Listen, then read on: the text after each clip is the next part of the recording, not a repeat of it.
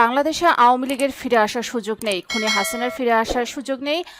আসলে একটি কারণেই তারা আসবে, সেটা বিচারের কাঠগড়ায় দাঁড়ানোর জন্য। বর্তমানে বাংলাদেশের রাজনৈতিক পরিস্থিতিতে আওয়ামী লীগের প্রশ্নে সবাই ঐক্যবদ্ধ বলে মন্তব্য করেছেন এনসিপি উত্তরাঞ্চলের মুখ্য সংগঠক সার্জিস আলম। সোমবার সকাল 11টায় নীলফামারীর ডোমারে লিফলেট বিতরণ ও পথসভায় তিনি এসব মন্তব্য করেন। খুনি হাসিনা ক্ষমতায় টিকে থাকার জন্য হাজারেরও বেশি মায়ের বুক খালি করেছেন, এ দাবি করে তিনি বলেন, ওই খুনির বিচার বাংলাদেশে হওয়া উচিত। ওই খুনির বিচার নিশ্চিত না হওয়া পর্যন্ত অন্তর্বর্তীকালীন সরকার যেন তাদের জায়গা থেকে চিন্তা না করে অন্য কারো হাতে দায়িত্ব দিয়ে চলে না যায়। আমরা এই বাংলাদেশে ওই খুনির বিচার দেখতে চাই। আমরা এই বাংলাদেশে যে আশাগুলোকে সামনে রেখে তরুণরা রক্ত দিয়েছি, সেই সিস্টেমগুলোকে সংস্কার করতে চাই। তিনি আরও বলেন, আমাদের নিজেদের মধ্যে বিভাজন তৈরি করে এমন কোনো অযৌক্তিক ও অপ্রাসঙ্গিক কথা যেন আমরা না বলি।